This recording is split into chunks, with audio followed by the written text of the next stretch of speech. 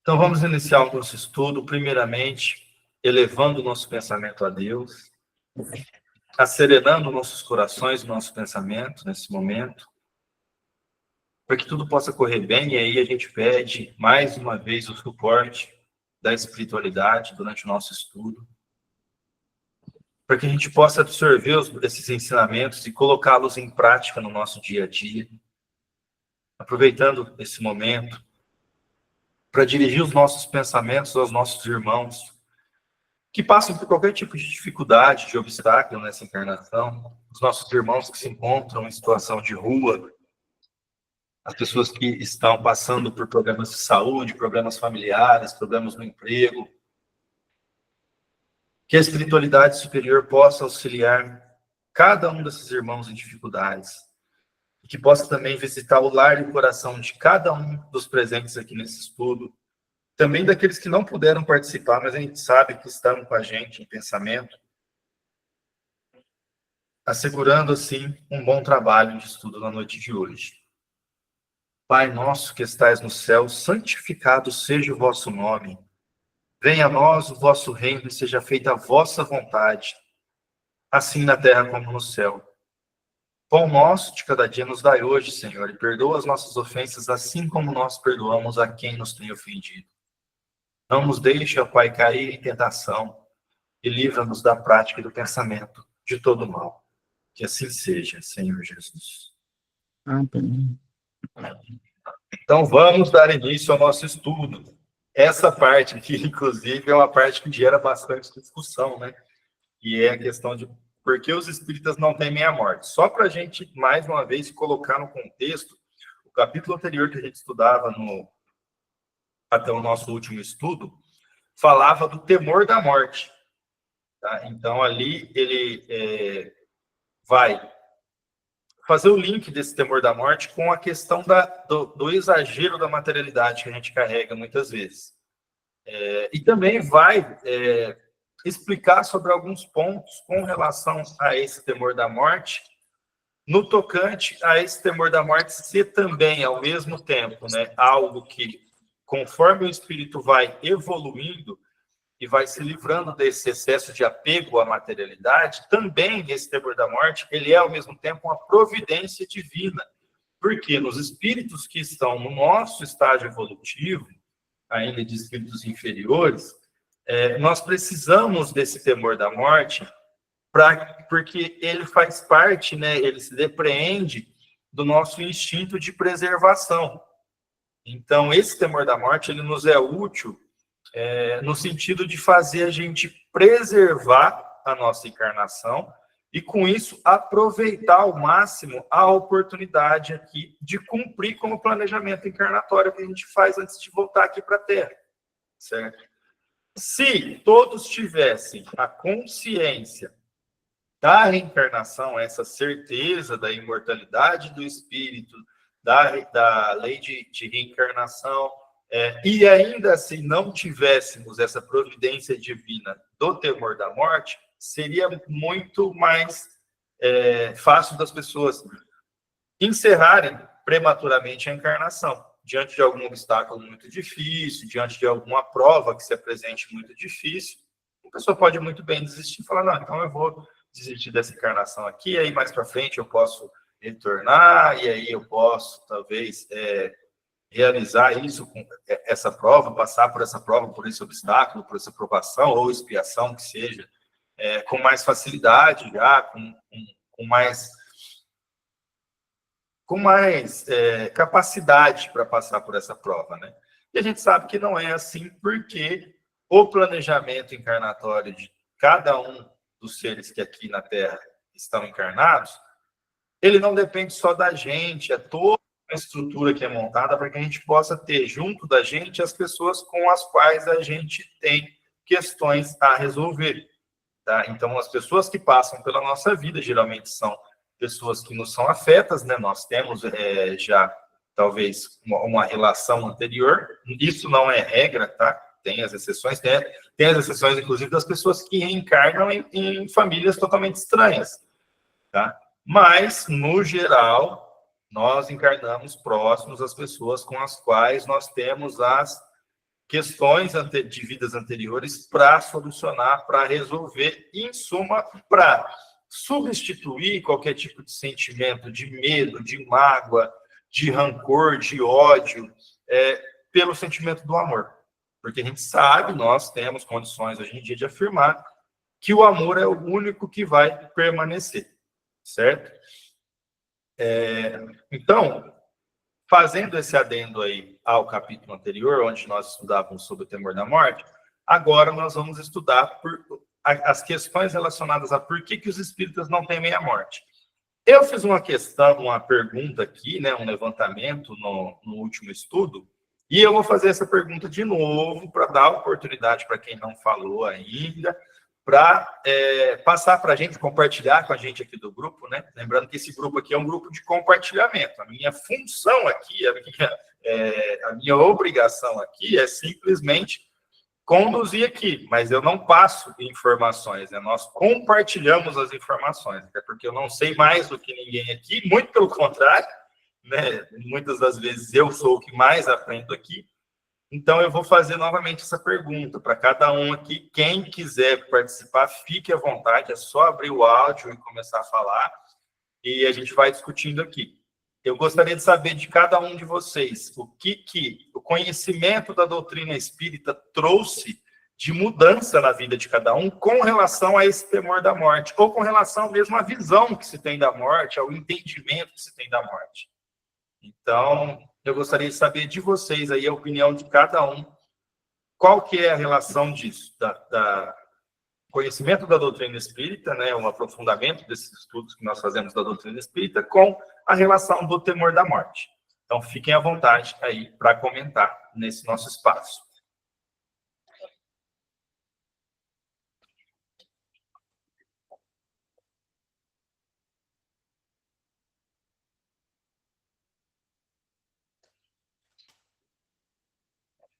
Vamos lá, gente, pode falar. Não fica com vergonha, não.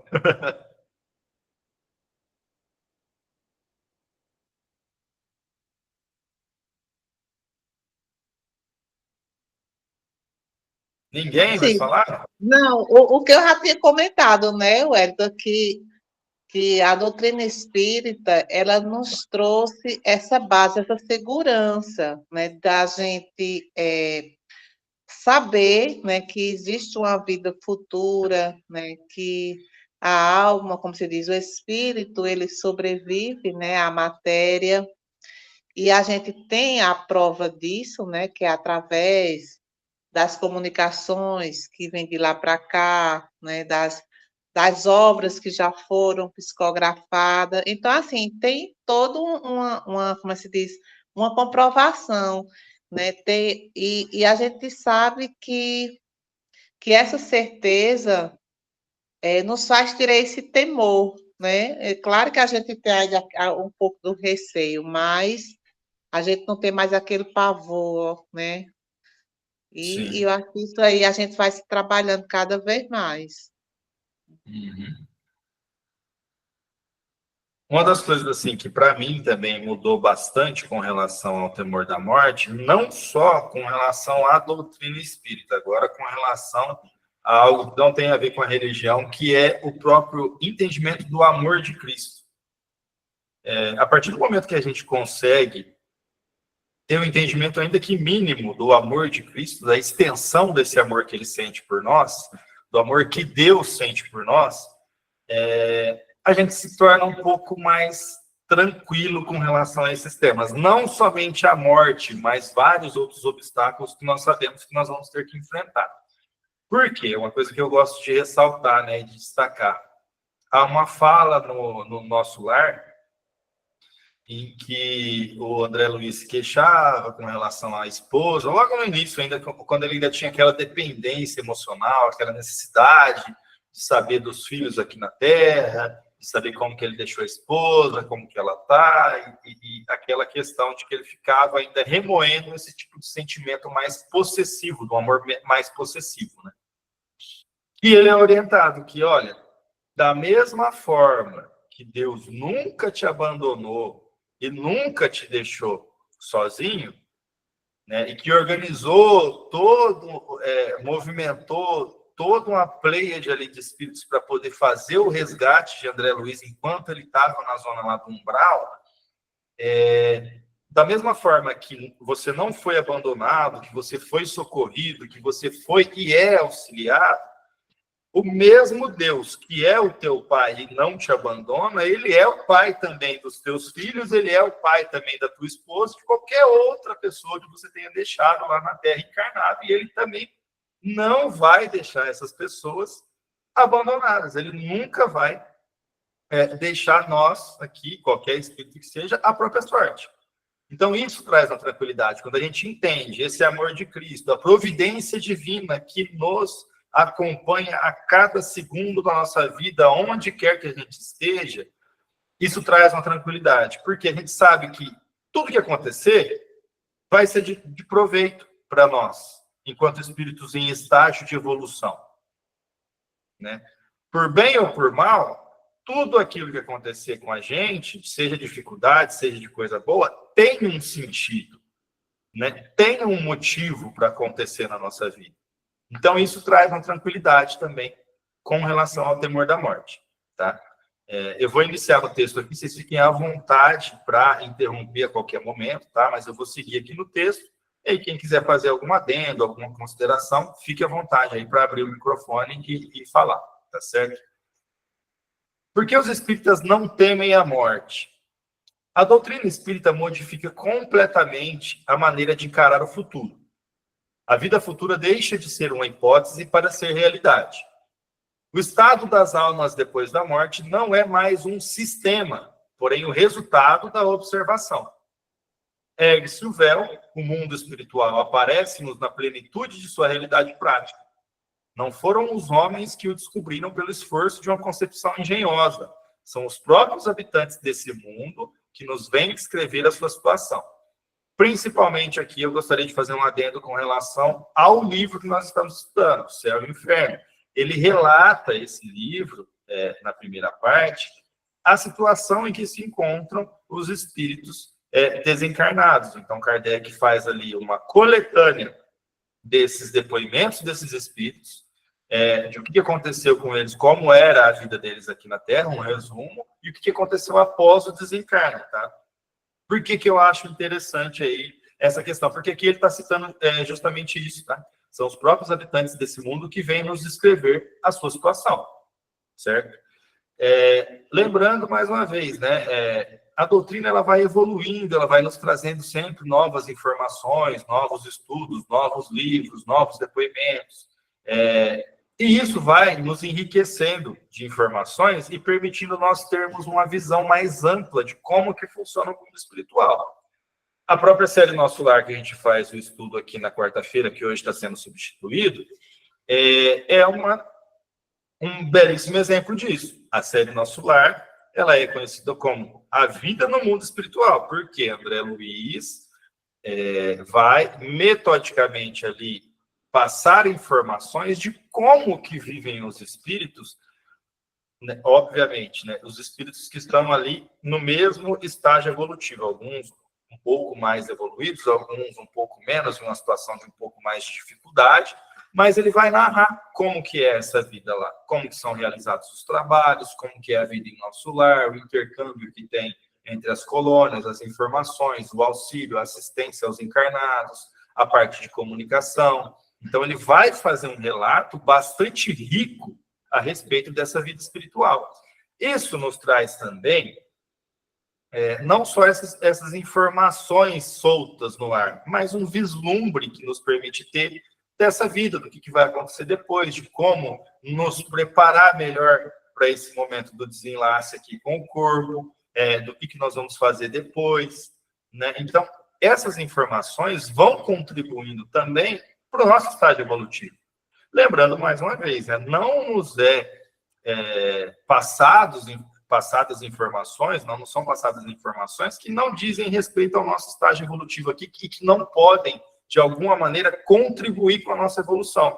Por exemplo, a gente não vai achar nenhum livro espírita que vai narrar a vida na esfera crística com detalhes assim. Por quê? Porque não nos cabe, nós estamos muito abaixo disso. Nós estamos em um momento evolutivo aqui muito inferior, num momento, inclusive, de uma transição planetária para um mundo já deixando de ser um mundo de provas e expiações para ser um mundo regenerado. Então, as questões que nos são inerentes, que fazem sentido a gente ter o conhecimento agora, são as questões relativas a esse estágio evolutivo de espírito ainda inferior, ali nos primeiros degraus ainda da evolução como ser humano, certo? Então, os próprios espíritos narram que há muitas coisas não nos é dado ainda conhecer, porque seriam informações assim, por exemplo, se nós conhecêssemos das esferas crísticas, como que funcionam esses mundos superiores, os detalhes da vida dos habitantes, a gente nem teria como entender. Por quê? Porque nós não temos nada parecido aqui no nosso mundo de provas e expiações. Então, nós não entenderíamos. É uma informação, né? E eu gosto muito de utilizar sempre esse exemplo, porque ele deixa claro essa dificuldade que nós teríamos. Nós já temos dificuldade em saber das informações relativas ao nosso mundo aqui, ao nosso estágio evolutivo. Imagina, então, saber de um mundo muito mais elevado. Seria como tentar explicar para um cego de nascença o que é a luz. Nós não temos comparativos aqui para poder entender essas informações, certo? Então, ele vai nos dizer ali que os próprios habitantes desses mundos, desse mundo que é o mundo espiritual, vêm nos descrever a sua situação, ou seja, a sua experiência própria, como que é depois da desencarnação, certo? Aí os vemos em todos os graus da escala espiritual, em todas as fases da felicidade e da infelicidade, assistindo, enfim, a todas as peripécias da vida de além-túmulo. É por isso que os espíritas encaram a morte calmamente e se mostram serenos nos seus últimos momentos sobre a Terra. E aqui, mais uma vez, eu vou fazer um comentário de que não só os espíritas, mas aqueles que conseguem captar um pouquinho da mensagem da doutrina do Cristo, tá? Independente de qualquer religião. A gente percebe desde lá dos apóstolos, desde antes ainda, que essas pessoas, esses espíritos que têm esse entendimento do mundo espiritual, que enxergam a vida não somente pelo viés material dessa ilusão que nós vivemos aqui da matéria, elas têm mais facilidade em entender a morte, em lidar com a morte, em enfrentar a morte. Eu utilizo muito o exemplo dos apóstolos, porque nós vemos os apóstolos, durante a sua trajetória ali, sofrendo os mais diversos tipos de ataque, violência, punições, apedrejamento, chicotada e alguns crucificados, mortos de maneira violenta, e enfrentando essas situações com a calma de quem tem a certeza no futuro espiritual e não com aquele pavor que gera nas pessoas que acham que tudo termina com a morte, tá? Por que algumas pessoas ainda acreditam que tudo terminaria com a morte do mundo do corpo material? Porque ainda são apegadas demasiadamente à matéria, tá? Nós nascemos, e a gente sabe disso, a gente nasce com esse germe interno já de imaginar que a morte não termina com tudo. A morte não é o final derradeiro. Isso desde os primórdios, lá dos homens das cavernas, vão evoluindo e já vai tendo esse vislumbre de que há de se questionar a questão da morte. Por que a morte terminaria com tudo? Né? Por que nós nascemos, vivemos, crescemos, evoluímos e morremos, e aí isso termina com tudo? Seria realmente nossa alma, ou nosso espírito, como é denominado aí, criado juntamente com esse corpo aqui? Não há pré-existência desse espírito? Esse espírito não fica também para a posteridade? Ele morre, ele simplesmente nasce junto com o corpo e morre com o corpo? Qual seria o sentido disso, considerando um Deus justo no comando da criação? Né? Então, começam-se a aparecer os questionamentos a partir desse sentido que a gente tem ali latente dentro da gente, de que não seria a morte o término de toda a nossa jornada. certo? E aqui o autor vai nos dizer que em todos os diversos graus aí da evolução, né, espiritual, a gente vai encontrar espíritos em situações de felicidade e infelicidade, de acordo com aquilo que eles plantaram, né? Aí é a lei, mais uma vez, do plantio e da colheita, certo? O nosso livre-arbítrio nesse viés de que a gente tem a liberdade de plantar, mas a obrigação de colher também vem junto com esse livre-arbítrio, certo? Então, aqui, não são só os espíritas que encaram a morte calmamente, e sim aqueles que têm um entendimento da vida espiritual, do espírito, né? Em si, isso eu digo aqui, espírito no sentido geral da palavra. Então, todos aqueles que já não vislumbram somente a matéria e têm essa visão de espírito, tendem a ter diminuído esse temor da morte. Por quê? Sabendo que não termina aqui, sabendo que nós somos espíritos imortais, as coisas começam a se encaixar mais. Então, a morte já começa a ser encarada não como um término de tudo que se fez até ali, como um encerramento, inclusive, dos laços familiares que nós construímos, dos laços afetivos, dos laços amorosos, de amizade, ou de qualquer outro tipo de laço que nós construímos aqui. Nós começamos a ver a morte não como um encerramento disso, mas como simplesmente um evento natural da vida que tem continuidade, ainda que o corpo morra, certo? O que ele vai nos dizer ali também? Já não é apenas a esperança que nos conforta, quando nós temos esse tipo de informação, mas a certeza. Sabendo que a vida futura é a continuação da vida presente, em melhores condições, e aguardam-na com a mesma confiança com que aguardariam o nascer do sol após uma noite de tempestade. Então, mais uma vez, ele vai confirmar isso para a gente. Aqueles que conseguem ter esse entendimento, que conseguem ter esse vislumbre da vida espiritual, ainda que passe pela mais escura e brava tempestade, você consegue vislumbrar que após a tempestade sim tem um término, e após ela nascerá o sol novamente. Assim como uma noite difícil, complicada, em que a gente está passando ali por um obstáculo muito difícil, que a gente não consegue ter, às vezes, assim, a gente ainda carrega um pouquinho de esperança, mas não consegue ter um vislumbre da solução do determinado problema que a gente está enfrentando. Quando se volta os olhos para o alto e se analisa a questão como espírito imortal, aí essas dificuldades, esses temores, esses medos, eles acabam sendo substituídos por essa esperança e a certeza de um amanhã. Então, por isso que até lá no Livro dos Espíritos mesmo, ele vai dizer que esse temor ele vai diminuindo. E aqui no Evangelho também tem essas citações de que conforme o espírito vai evoluindo, ele vai se desprendendo, obviamente, cada vez mais da matéria. O próprio perispírito vai ficando mais fluídico, mais deletério, mais leve, né? Sem tanta matéria pesada ali compondo. E as encarnações, elas demoram cada vez mais para acontecer, porque aí o espírito não tem mais tanta necessidade de carregar esse peso do corpo material para poder continuar a sua evolução e a sua depuração espiritual. E com isso, nessa escala evolutiva, nessa escada evolutiva aí, nós vamos nos livrando também de alguns temores que a gente tem. Por quê? Por entendimento. Por entender que talvez aquele medo que a gente sinta da morte, ou talvez aquele medo e aquela desesperança diante de algum obstáculo, não faça tanto sentido assim, se a gente não analisar, porque só faz sentido, na verdade, esse tipo de medo, quando a gente analisa pelos olhos do corpo material aqui.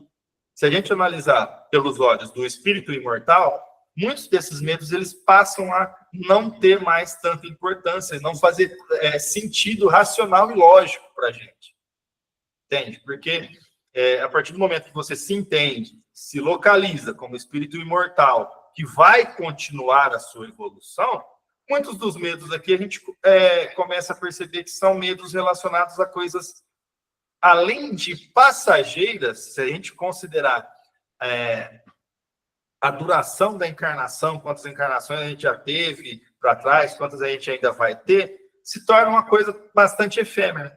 Ainda que uma pessoa venha e sofra durante uma vida inteira, 80 anos, sofrendo, amargando as piores dificuldades aqui, quando a gente considerar o espírito imortal, que tem toda a eternidade pela frente, esse período de 80 anos ele se torna um percentual ínfimo dentro da vida do espírito.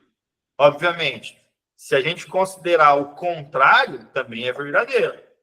Aquele espírito que está passando por uma dificuldade há 5, 10 anos ali, ininterrupto, enfrentando uma condição de saúde difícil, uma condição de problemas familiares difíceis, que não cessa aquela dificuldade, que você vai sempre tentando e não consegue resolver, se você voltar os olhos só para a vida material, você se desanima mais ainda, porque aí você vai considerar que você já passou uma boa parte do seu tempo tentando resolver algo e não conseguiu, e lhe resta, dali para frente, pouco tempo de vida para tentar resolver, certo?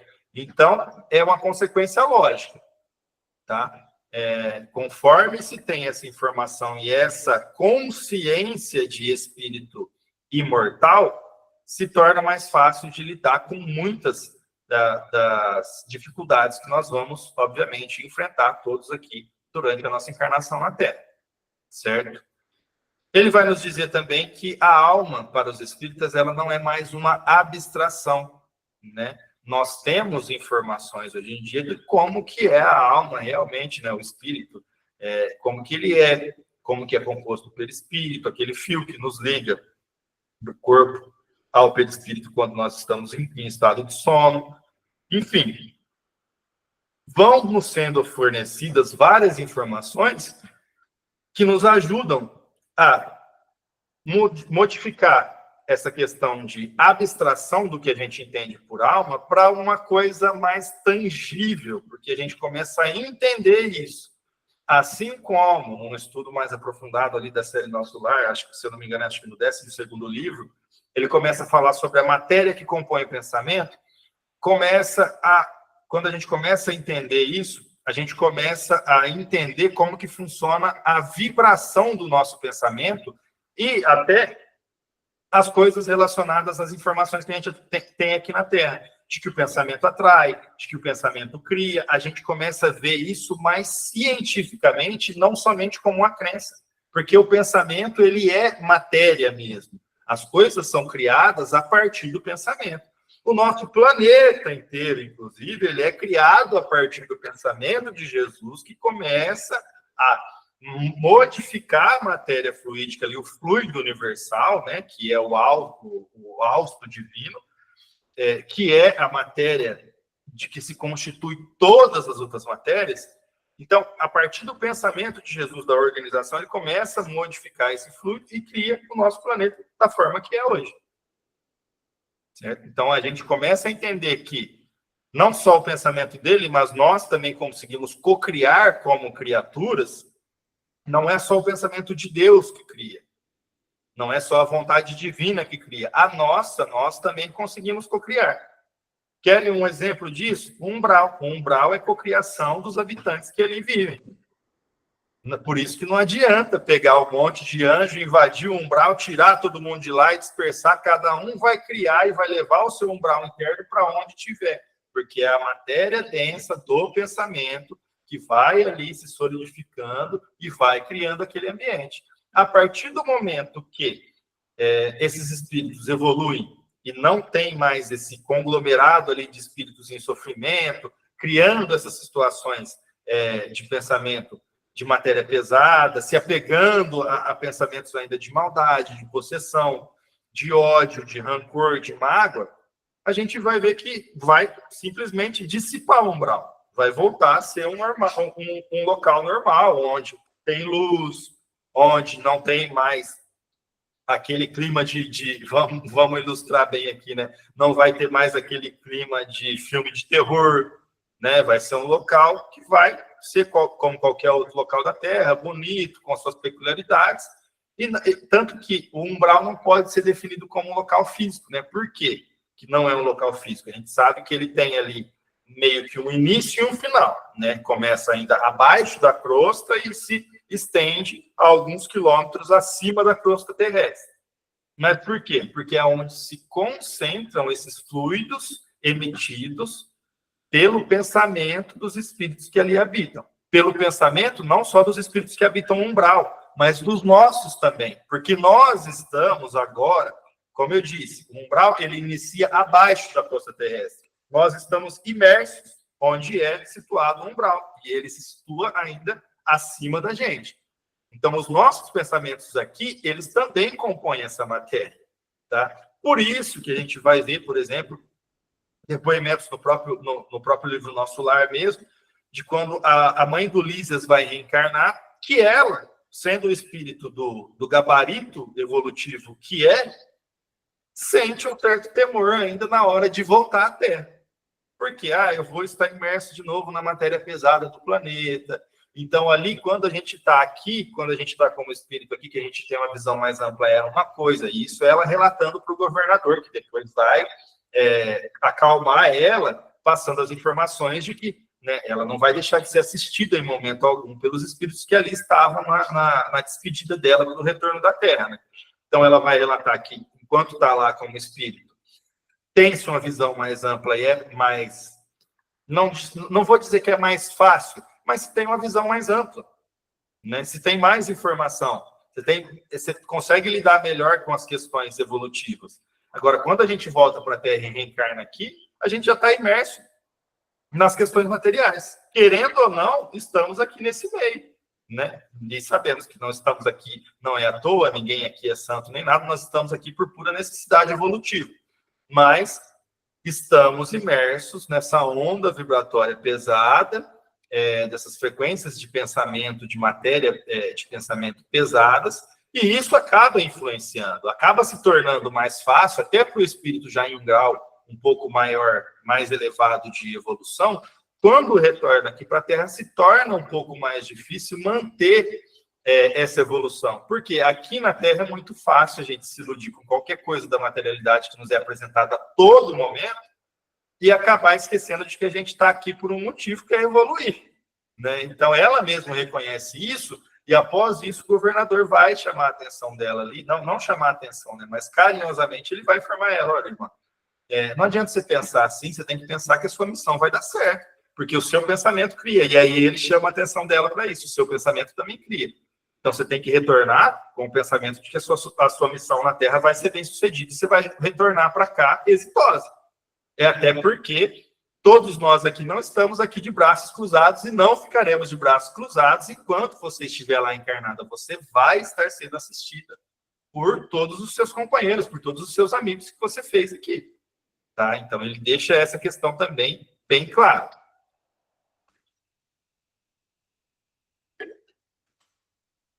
Então, ele vai nos dizer ali, para os espíritas, a alma não é mais uma abstração. Tem um corpo etéreo, e dela faz um ser definido, capaz de ser concebido pelo pensamento. O que ele está nos dizendo aí? Não é mais algo abstrato. O espírito já não é uma nuvenzinha, uma fumacinha, algo assim, uma pequena luz. Né? Nós conseguimos definir a alma ali como revestida pelo perispírito, com o formato, inclusive com o formato do nosso corpo, enquanto a gente está aqui. Tá? Pode ser modificado de acordo com o grau evolutivo aí, o espírito pode se apresentar das mais diversas formas, mas tem uma definição, não é algo indefinido, não é algo ali volátil, volúvel, né? É algo que tem uma forma definida, o nosso perispírito é revestido também, tá? Então, não ocorre nenhuma mudança mágica a partir do momento só que a gente desencarna daqui, a gente vai se apresentar do lado de lá, no momento seguinte, da mesma forma que estávamos aqui há alguns momentos enquanto estávamos encarnados. Tá? Não existe esse pulo mágico, assim, que encarnou, vira anjo, ou desencarnou, vira algum espírito de tenebrosa, trevas ali e tal. Não, vai se apresentar da forma que estava, nos momentos, logo após a desencarnação, vai se apresentar da forma que estava nos momentos pouco antes da desencarnação, certo? E aí, essa ideia da alma da gente ser capaz de conceber a alma por meio do nosso pensamento, por meio do nosso raciocínio, já é muito para fixar as ideias sobre a sua individualidade, aptidões e percepções. Com relação à individualidade, eu gostaria de fazer mais um comentário aqui. Porque havia, por muito tempo, e há até hoje as pessoas que acreditam que O espírito, ao desencarnar, ele, né, se desprende do corpo, o corpo físico fica aqui, morre, e aí o espírito retorna para o todo, que seria Deus. E a gente sabe que isso não ocorre porque a gente não perde, o espírito não perde essa individualidade. Nós continuamos com as nossas características, inclusive com as nossas paixões, com os nossos gostos e com os nossos sentimentos, com os nossos laços afetivos, com as pessoas que a gente gosta, com as pessoas que a gente não gosta muito. Então, isso aí continua, tá? A individualidade, ela permanece. Até porque ontem não, no estudo anterior, nós até comentávamos a respeito disso. Essa ideia que se pregou durante muito tempo de céu, inferno e purgatório, ela começou a não satisfazer a partir do momento que as pessoas até que achavam que estariam, né, figurando ali dentre os poucos eleitos que iriam para o céu, para beatitude contemplativa, né, que é narrada ali no próprio céu e inferno, seria narrado como uma beatitude contemplativa que se pregava, que ia para o céu, ia ficar lá nas nuvens, ouvindo os anjos tocar harpa e tudo mais. Essa ideia não satisfaz nem mesmo aqueles que seriam esses eleitos para não arderem eternamente no fogo do inferno. Por quê?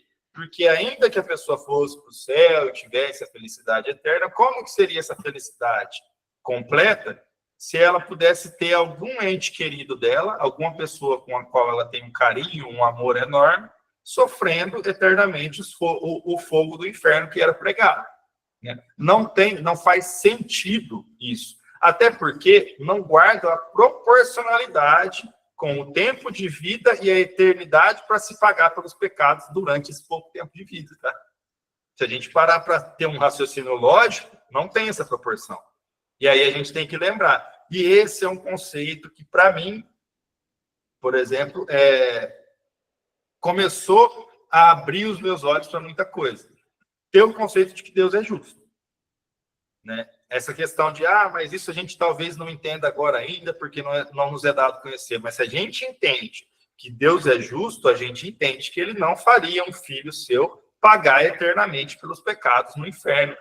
Inclusive, não tendo a possibilidade mais de ter qualquer amortização da sua pena ali, nem mesmo pelo arrependimento ou pelas boas ações após o desencarne. Então, a gente sabe que isso não tem como ser real. E aí a gente começa a ter um vislumbre de que, bom, se as coisas não são assim, se não é céu, inferno e purgatório, como que funciona? E aí vem o Consolador Prometido, que é o Espiritismo, e começa a nos dar detalhes dessa vida após a morte, certo?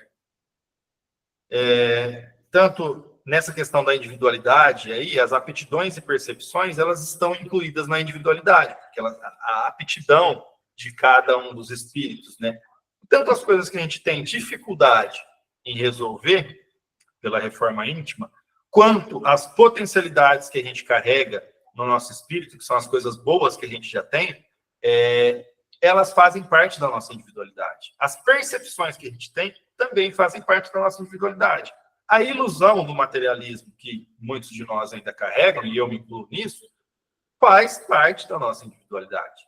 Tá? E cabe a nós, como espíritos em estado de evolução, realizar a nossa reforma íntima para mudar as percepções que estejam erradas, aprimorar aquelas que já estão certas, melhorar as nossas aptidões, consertar os nossos erros, ou seja, e substituindo hábitos. E isso serve para a nossa vida aqui na Terra também, tá? Fica muito mais fácil, e a gente muitas das vezes não consegue estipular bons hábitos, porque a gente não substitui os hábitos antigos, certo? Se você quer parar de fumar, se você é fumante há muito tempo, você tem que substituir aquele hábito. Só colocar na cabeça, vou parar e acabou, geralmente, na maior parte das vezes, vai te apresentar uma dificuldade que vai chegar em um momento que você não vai conseguir. Tá? Então, isso aí serve tanto para a nossa vida na matéria aqui, quanto para a vida de espírito imortal. Substituição de hábitos. E a gente vê isso também no viés da encarnação. Por que nós encarnamos com pessoas que a gente tem extrema dificuldade? Principalmente as pessoas da nossa família. Porque nós temos ali a oportunidade misericordiosa dada por Deus de nós substituirmos esses sentimentos ruins de mágoa, de ódio, de rancor, de vingança, pelo amor. A partir do momento que aquela pessoa encarnou, que a mãe e o pai, que são pessoas tão queridas, né, deram toda assistência para aquele espírito, e ele amou aqueles espíritos de uma forma intensa, e aí ele chega do outro lado, vê que aqueles espíritos tinham causado um mal imenso em outras encarnações anteriores a ele. O que acontece? Geralmente nada, porque o amor já substituiu os sentimentos ruins.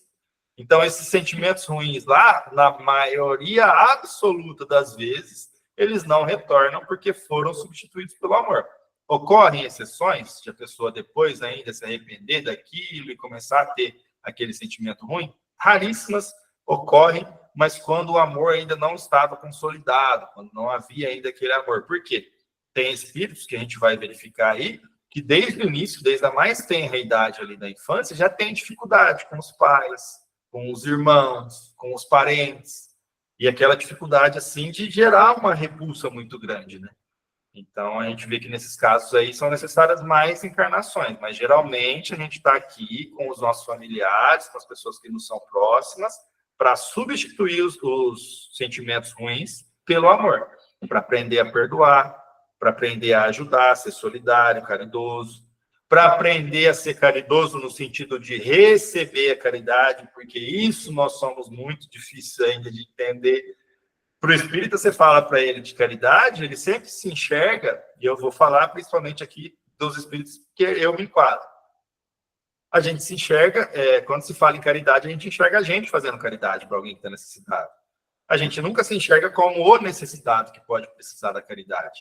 E aí, saber receber a caridade, a solidariedade do próximo, também é caridade. Certo? A lembrança dos que nos são caros repousa sobre alguma coisa de real. Não os representamos mais como chamas fugazes que nada falam ao pensamento, porém sob uma forma concreta que antes nos mostra como seres viventes. Aqui, mais uma vez, ele está fazendo uma ilustração a respeito dessa tangibilidade da alma, né? A partir do momento que ela deixa de ser uma abstração, nós conseguimos enxergar não mais esses espíritos que não são queridos como chamas no ar, que não teriam mais... Porque assim, você imagina, né? O espírito que é uma pessoa que você gosta ali. A pessoa desencarnou. Aí você imagina que seja uma coisa totalmente etérea ali, não tem formato mais e tal.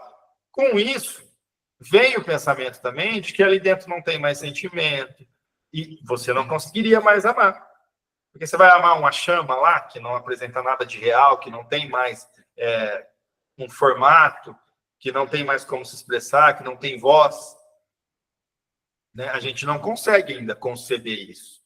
Então, a partir do momento que se torna mais real a imagem que nós temos de alma, também se torna real a questão da manutenção da individualidade desses espíritos, não só da nossa, depois da desencarnação, e aí a manutenção do amor e dos laços fraternais que se criaram na Terra.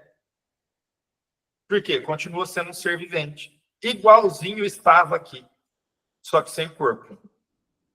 Sem o corpo, esse corpo físico de carne aqui. Porque, como eu disse, do lado de lá a gente vai se apresentar da mesma forma. A gente não vai pegar aqui o braço da gente aqui, ó, e passar a mão aqui e ele passar para o lado de lá. A gente vai continuar conseguindo nos tocar, tá? A gente vai continuar tendo a matéria, ainda que mais leve essa matéria, né, mais etérea, e cada vez mais etérea, a gente vai continuar sendo composto de matéria. Certo? Alguém quer fazer algum adendo, quer fazer alguma colocação? Fiquem à vontade aí para participar, gente. Boa noite. Boa noite, Janete. Wellington, enquanto você falava, né, e eu peguei assim, falando o conhecimento que a gente está pegando, absorvendo, faz a gente compreender a justiça de Deus, né? Diante assim, como tem na Bíblia, enquanto você não pagar o último ceitil, não chega a mim. Quer dizer, aí às vezes, muito antes, né, claro, quando eu não tinha conhecimento, ficava imaginando, nossa, a pessoa faz, no final com a idade, né, uma idade bem, um idoso, que fez tudo do seu jeito lá, a vida do seu jeito, e no final se arrepende e manda chamar um padre, ou então se entrega a Jesus. Aí eu ficava, nossa, né, que justiça. E hoje a gente entende, como você falou, né, a pessoa leva uma vida, enquanto não chegou o amor, que a pessoa, não estou dizendo que a pessoa não se arrependa, mas assim, e a justiça, né, de resolver aquelas coisas que deixou em aberto em outras pessoas, as mágoas e tudo, e a individualidade aí, nesse caso, também, porque enquanto espírito, né, que volta, vai ficar sentindo aquela necessidade. Quando o amor chegou, chega o arrependimento e a necessidade de tentar resolver aquilo, né, a chance que a pessoa tem. Então, é muito interessante. Sim, e essa justiça divina também, ela tem o viés da justiça e misericórdia, né? Porque a gente sabe que se for só o lado da justiça divina, a gente nunca conseguiria terminar de pagar a nossa dívida. Sendo bem sincero aqui, concreto, não, porque a gente erra muito mais do que a gente acerta, principalmente no nosso estado evolutivo. E aí imagina que essa é a sua melhor encarnação e a gente erra pra caramba. Imagina nas anteriores o tanto que a gente não errou.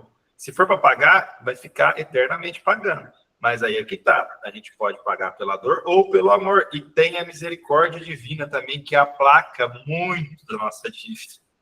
Então, a gente vai tendo essa noção de justiça divina com relação a diversos vieses, né? Não só ao viés da lei de plantio e colheita, mas diversos, acho que infinitas.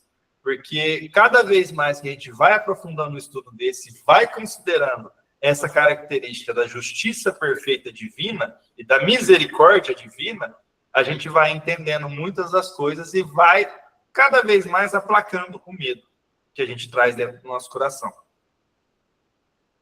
Sim, e a própria Bíblia diz, né, que o amor cobre multidão de pecados. Multidão né? de pecados, exatamente. Através do amor, é o amor mesmo, é o amor e a misericórdia.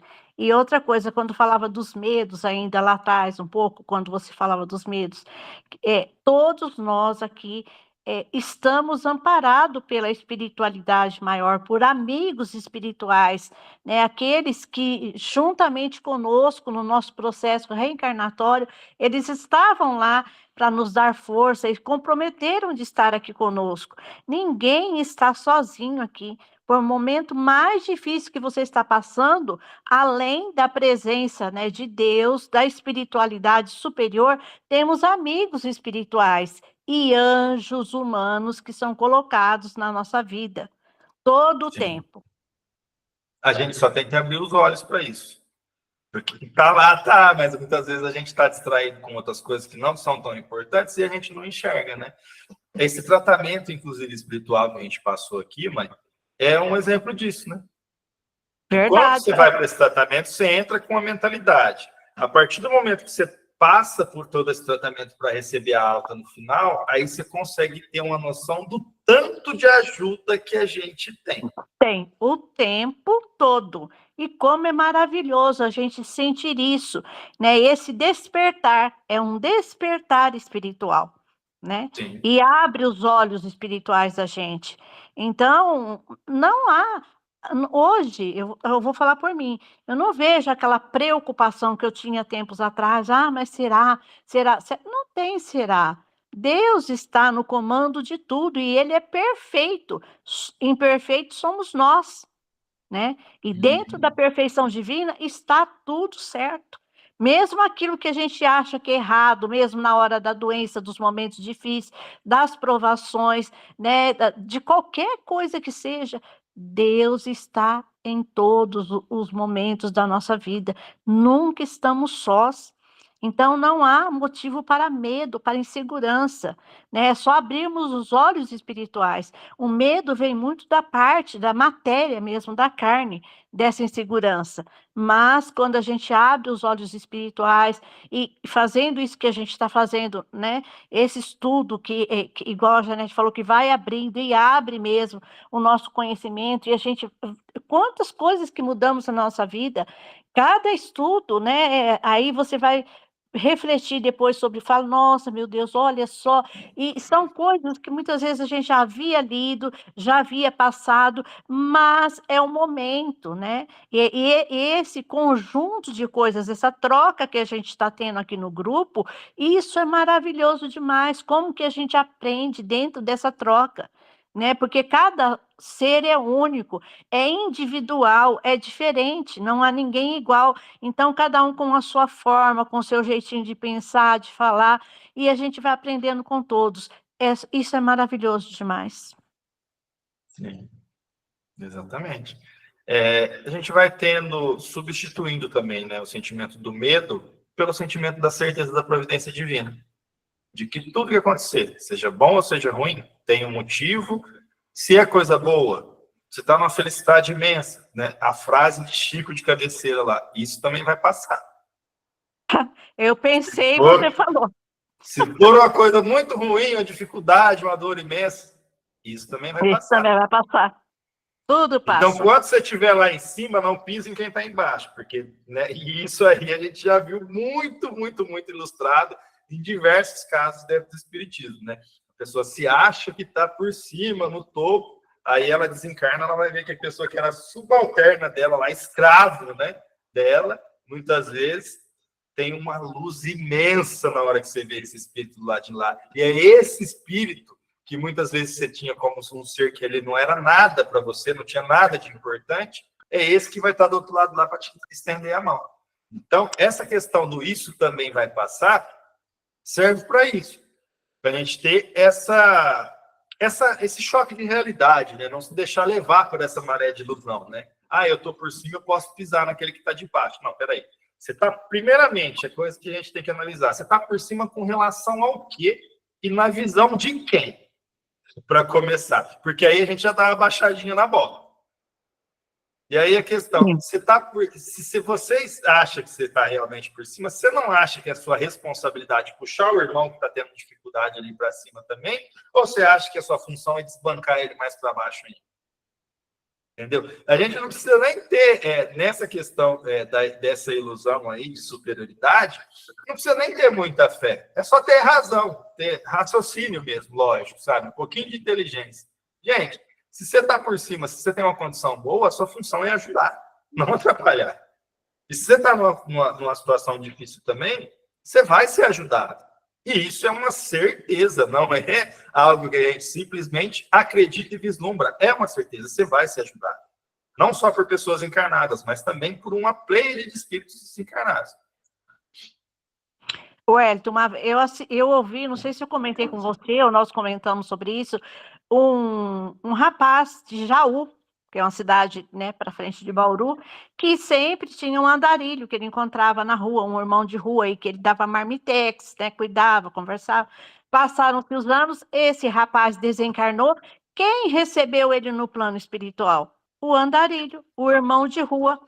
Para você ver a importância. Muitas vezes vemos nossos irmãos de rua, não sabemos que espírito que está ali, a evolução espiritual daquele espírito, né? E muitas vezes, eu falo por mim, às vezes a gente se acha até melhor que eles, mas não é, gente.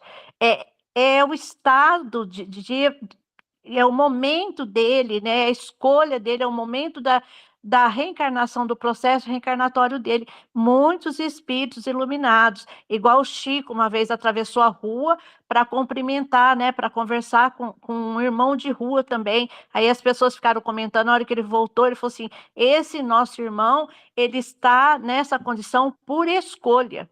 Era a escolha dele. E era um ele foi espírito questionado. iluminado.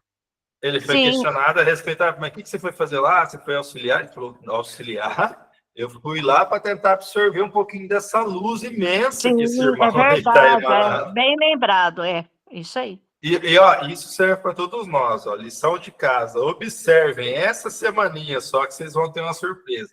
Observe essas pessoas que estão passando por dificuldade e carregam consigo a paz. Observe esse irmão que está passando dificuldade ali, que está numa situação de rua e tem um sorriso para te oferecer. Esse espírito não está ali à toa. E provavelmente esse espírito aí, que ele está passando por uma situação séria de dificuldade e carrega consigo a paz, é um espírito mais evoluído que a gente mesmo. Porque a gente verifica, é que muitas das vezes na nossa vida a gente tende a ignorar esses invisíveis, né, que a gente chama, e não presta atenção nisso. Mas presta atenção na pessoa que está passando, pegando lixo na rua às vezes, e aí você dá um oi, dá um bom dia, né, conversa, oh, tudo bem, como é que você está? Você vai perceber.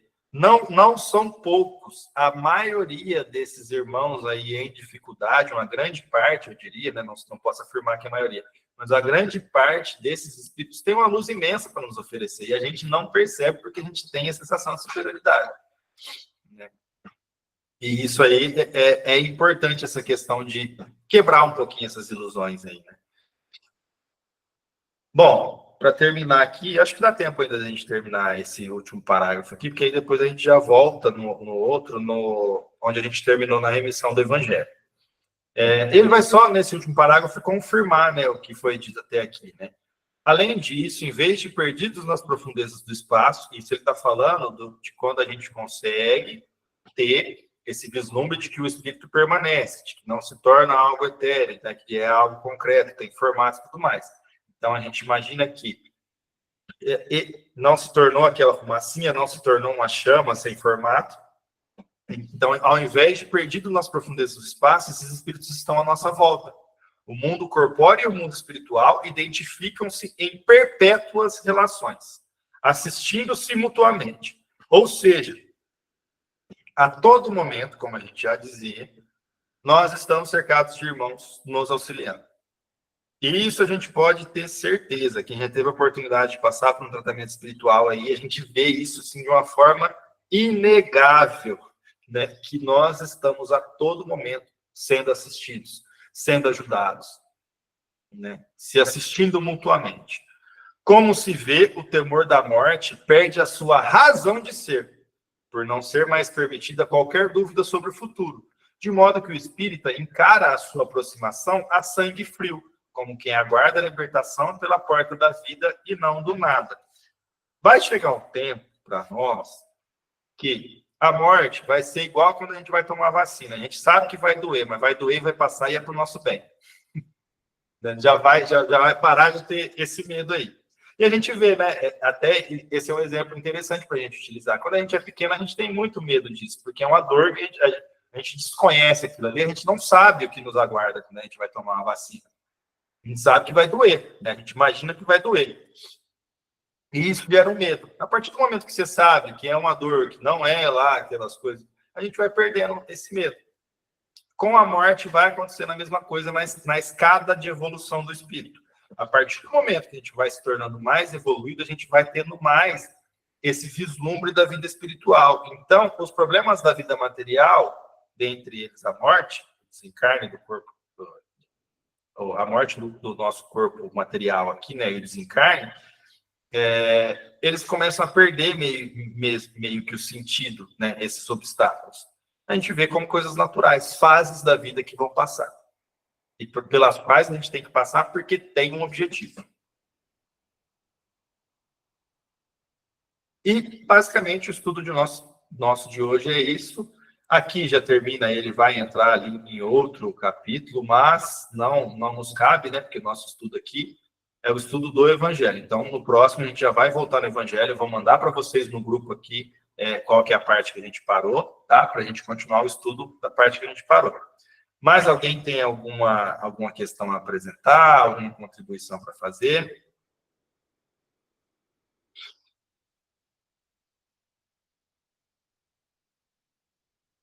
Rociane, eu estou sentindo que você está com vontade de falar com a gente, hein? Não está saindo seu áudio, viu? Ativa o microfone aí na tela do celular aí, para a gente poder te ouvir. Não, eu estou prestando bem atenção em tudo que você está falando, né? Porque, que nem fala, eu estudo bastante né? E desde 1980, faz muitos anos que eu, graças a Deus, que nem tirei a venda dos olhos, né? É, Então, eu tô, como é que fala? Ouvindo, né? E observando também, né? As coisas que você está falando. Estou gostando muito, que viu? bom. Seja bem-vinda mais uma vez e espero que continue com a gente aí assiduamente nos estudos, que tenho certeza que você vai poder contribuir muito com a gente aqui. Certo. Ah, vai falando assim, como hoje é o primeiro dia, a gente mais observa, né? Sei, não, eu sei. Com o tempo a gente vai se soltando mais, aí a gente vai falando mais. Troca assim as opiniões, né? Os conhecimentos, né? Sim. Eu gosto de ler também, Uhum. então a gente bastante, né? Aí Tá a gente certo. as, como é que fala? Eu ando com a cabeça, né? Ai, troca as opiniões, ideias e tudo, né? O que eu Sim. conheço, assim, que eu estudei, que eu aprendi, com o que eu estou ouvindo, certo? Sim. E vai ser muito Então, bem-vindo aqui qualquer participação. tá bom, então, agradeço, viu? Imagina, a gente que agradece. Vamos fazer o encerramento, mãe? Você faz uma oração para a gente, uma prece? Faço sim, filho. E Vamos esses, lá. esses ponteiros estão andando muito depressa, viu? É verdade, Lúcia, concordo com você. Nossa, como passa rápido demais. E olha que hoje foi um pouquinho mais, né? Pois é, não, mas hoje é 1h30, viu, seu moço? Hoje era até as 9, né? É porque o nosso estudo está É, aqui. Agora a a gente gente tem que conseguiu dar um jeito justamente nesses terminar o capítulo. ponteiros, Cida. Tem que dar um jeito aí nesses Então, é ponteiros. verdade, eu achei que. Não, não está na hora ainda, não, Elton. Vai, você É, está roubando hora nossa aqui. Não é, mas é esse que o negócio estudo está rodando muito depressa. do Alberto, ele é maior porque são 2 livros, né? O nosso, como é Eu do sei, Evangelho, é 1h30. eu sei, filho, estou brincando com você. Não, Então eu vamos sei. orar, gente? Vamos. Vamos orar e continuar reclamando com o relógio, tá bom? Então tá.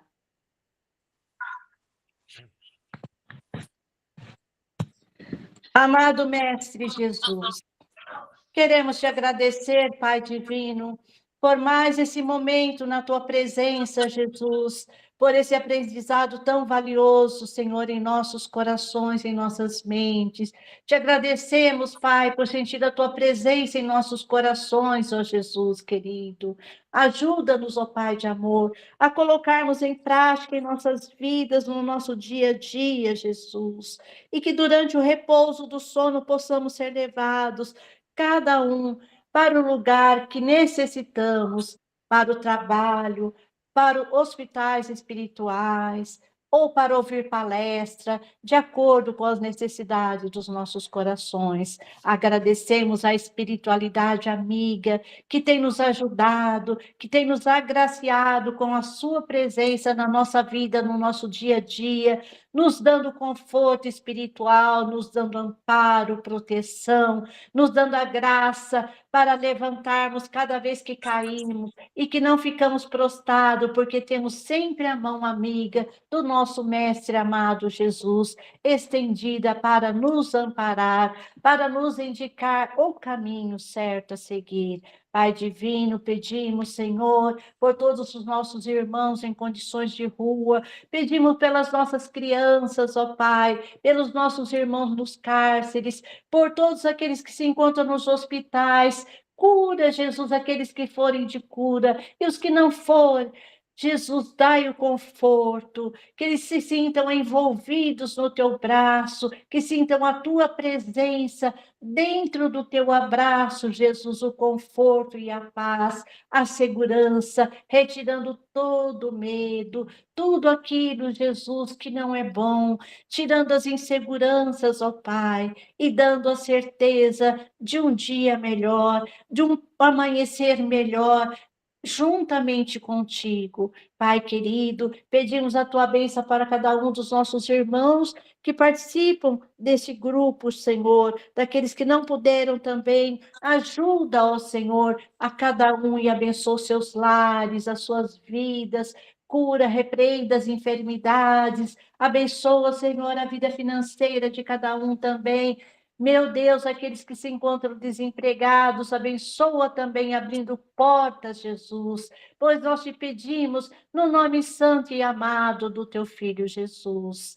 Pai nosso que estás nos céus, santificado seja o vosso nome, assim na terra como no céu. E o pão nosso de cada dia, dai-nos o de hoje, ó Senhor, e perdoai as nossas ofensas, assim como nós perdoamos a todos aqueles que nos têm ofendido. E não nos deixe, Pai de amor, cairmos em tentações, mas dai-nos, Jesus, o livramento da prática de todo o mal. Que assim seja, Senhor Jesus. E assim Que assim seja. seja. Seja amém. Boa noite a todos. Boa